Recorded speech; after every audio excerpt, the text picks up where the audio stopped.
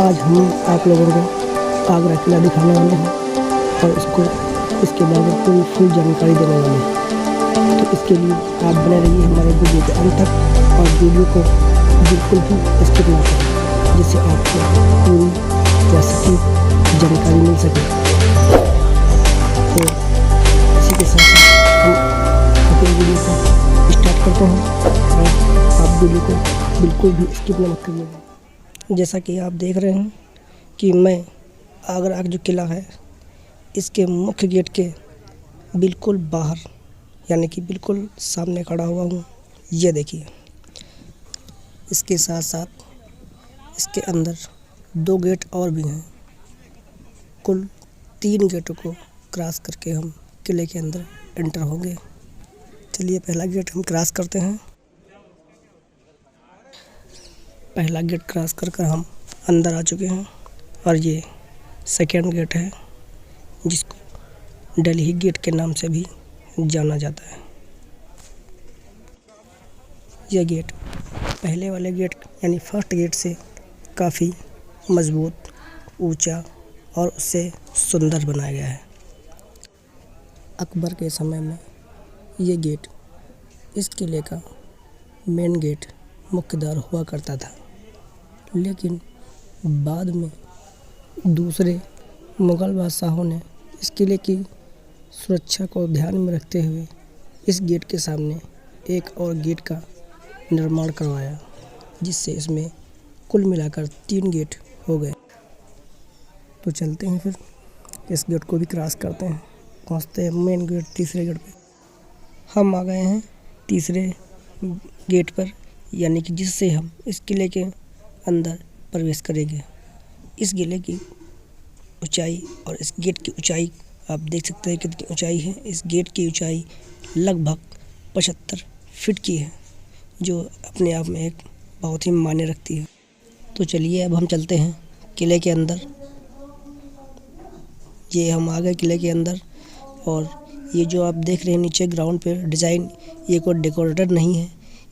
ये उस जमाने राजा हाथी और घोड़ों से चलते थे, जिससे उसके पैर इसलिए बनाया गया था। हम लोग चढ़ते हुए अब पहुंच रहे हैं किले के मेन प्रांगण में, यानी जो किले का मेन दृश्य है वो ये दिखाई दे रहा है। ये देखिए आप, ये मेन किले का दृश्य दिख रहा है और यहाँ से बहुत ही विहंगम और विशाल दृश्य दिखाई पड़ रहा है, जैसे कि आप वीडियो में देख सकते हैं।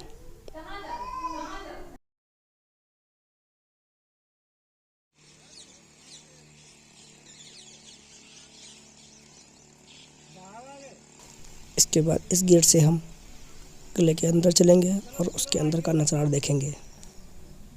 इसी ग्राउंड में इस गेट के सामने एक जो ये दिख रहा है, ये बहुत बड़ा बाथ टब रखा हुआ है, जो जहांगीर को उसके मामा राजा मान सिंह ने उसको नहाने के लिए गिफ्ट में दिया था। और इसकी खासियत ये है कि ये एक ही स्टोन यानी एक ही पत्थर से बना हुआ है, इसमें कोई भी टुकड़े नहीं हैं। और इस किले के सामने जो ये बहुत ही विशाल दीवार दिख रही है, उसके अंदर ये रोशनदान दिख रहे हैं जालीनुमा।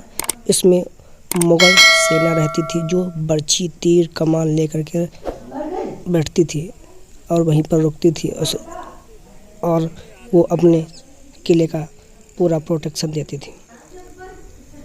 हम इस किले का 100% से 25% ही विजिट कर पाएंगे, क्योंकि 75% यानी 75% को इंडियन गवर्नमेंट ने ब्लॉक कर रखा है। अब हम इस गेट से एंटर करते हैं और इसके अंदर अंधियाला काफ़ी ज़्यादा था, यहाँ पे रोशनी बहुत ही कम थी, जैसा कि आप वीडियो में देख सकते हैं।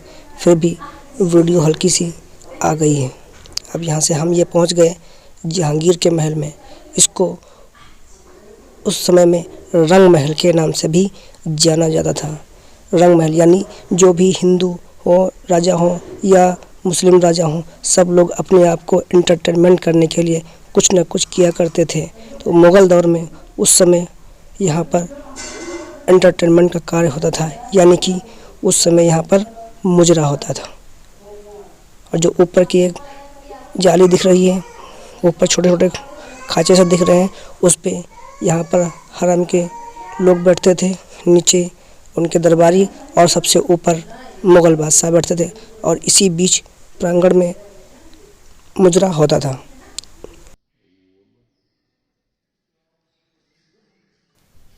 ये लाल पत्थरों पर नक्काशी और इसकी डिज़ाइनिंग को आप बहुत ही अच्छी तरीके से देख सकते हैं कि कितनी खूबसूरती से और कितनी कलात्मक तरीके से इसको सजाया और बनाया गया।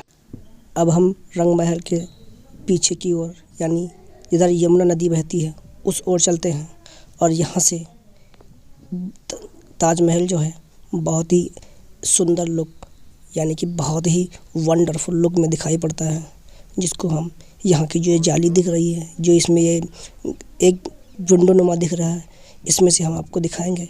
और इसका ये देखिए कितना ही वंडरफुल लुक निकल कर सामने आ रहा है।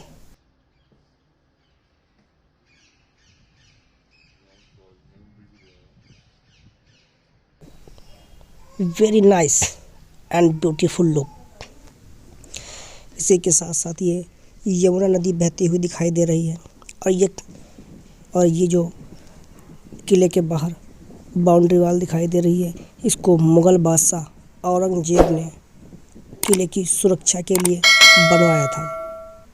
इस बाउंड्री वाल के सटी हुई एक नहरनुमा चारों ओर बनाई थी, जिसमें क्रोकोडाइल और भी बहुत ही खतरनाक जानवर थे। उसके बाद एक जंगल सा था जिसमें विल्ड एनिमल, जंगली जंतु रहते थे, जो दुश्मनों से किले की सुरक्षा देते थे। और जो बाउंड्री वाल के ऊपर ये जगह दिखाई दे रही है, एक थोड़ी रास्ते जैसी, इस पर मुग़ल सैनिक बर्छी, तीर, कमान लेकर बैठते थे, जिससे वो आने वाले दुश्मनों का सामना कर सके। और ये फिर से एक बार हमने आप लोगों के लिए एक लुक निकाल के दिया है, जो बहुत ही मुश्किल से निकला है, क्योंकि ये एक जाली के सुराख से हमने इसको जो है कवर करने की कोशिश की है और बहुत ही amazing and very nice look निकल कर सामने आया है। नहरनुमा दिख रही है, ये बाउंड्री के बिल्कुल सटी हुई, इसमें क्रोकोडाइल वगैरह रहा करते थे मुग़लिया दौर में। ये देखिए बहुत ही प्यारा सा दृश्य निकल कर आ रहा है, जिसमें यमुना और ताजमहल, उसके साथ साथ यहाँ के चारों के खेत भी दिखाई। अब हम चलते हैं किले के उस हिस्से में जिसको मुग़ल बादशाह शाहजहाँ ने बनवाया था। आप इस किले में जब कभी भी जाएंगे तो इस किले के अंदर जो भी आप वाइट मार्बल से बना हुआ जितना भी भाग देखेंगे, वो सब शाहजहाँ का ही बनवाया हुआ है। ये पालकी नुमा शेप शाहजहाँ ने अपनी बेटी रोशन आरा और दूसरी बेटी जहान आरा के लिए बनवाया था। ये सामने जो गार्डन दिखाई दे रहा है, ये जहांगीर के समय में यहाँ पर अंगूर का बाग लगा था, जिससे वाइन बनती थी और जहांगीर उसको पीता था। उसके बाद जब दौर आया शाहजहाँ का, तो शाहजहाँ ने इसमें गुलाब का बाग लगाया और उससे शाहजहाँ का बेडरूम महकता था और उससे इत्र भी बनता था। ठीक इसी के सामने ये शाहजहाँ और उसकी बेगम मुमताज़ का बेडरूम है, जिसमें शाहजहाँ और मुमताज़ रहा करते थे। ये इसमें आप जो भी डिज़ाइनिंग देख रहे हैं, ये सब प्योर गोल्ड की बनी हुई थी। लेकिन अंग्रेज़ जब यहाँ पर आए तो उन लोगों ने इसको पिघला कर यहाँ का गोल्ड जो था वो निकाल लिया, और इसमें हीरे जवाहरात भी छत में लगे हुए थे, उनको भी निकाल लिया। लेकिन गवर्नमेंट ने इसको डेमो दिखाने के लिए ये एक किनारे पे हल्का सा पेंट से डेमो दिया है, कि लोग समझ सकें कि इस तरीके से यहाँ पर पहले कभी गोल्ड लगा हुआ करता था, जो मुग़ल दौर था। और ये जो चार हुक दिख रहे हैं, इसमें मुग़ल दौर में एक बहुत भारी झूमर लगा हुआ था, जिससे इस गोल्ड को चमकाया जाता था, उसमें मसाला लगा करके। ये जहांगीर का तख्त है, जिसको अंग्रेज़ों ने अटैक करके इस पर एक गोला फेंका था, जिससे ये पत्थर दो टुकड़ों में आपको दिखाई दे रहा है, 2 पीस में दिखाई दे रहा है। ये देखिए, ये बहुत ही बेशकीमती पत्थर है, जिससे जवाहरी लोग अपने सोने की परख करते हैं। और इससे जो गोला उछला था, वो जा कर के यहाँ यहाँ का जो पार्लियामेंट है मुग़ल दौर का था, ये इसके देखो सुराग बनाए, इस पे लगा था, जिससे यहाँ पे निशान पड़ गया। ये मुग़ल दौर का जो है पार्लियामेंट था। यहाँ पर मुग़ल बादशाह अपने दरबारियों के साथ बैठ कर के सलाह मशवरा या कोई राजकाज के नियम और कायदे बनाते थे। उस दौर में इसे दीवान खास के नाम से जाना जाता था। ठीक इसी के सामने की ओर नीचे के भाग में मीना बाज़ार लगता था, क्योंकि मुग़ल दौर में हरम के लोगों के लिए, जो हरम की महिलाएं थी, लेडीज़ थी, उनको बाहर जाने के लिए अलाउड नहीं था।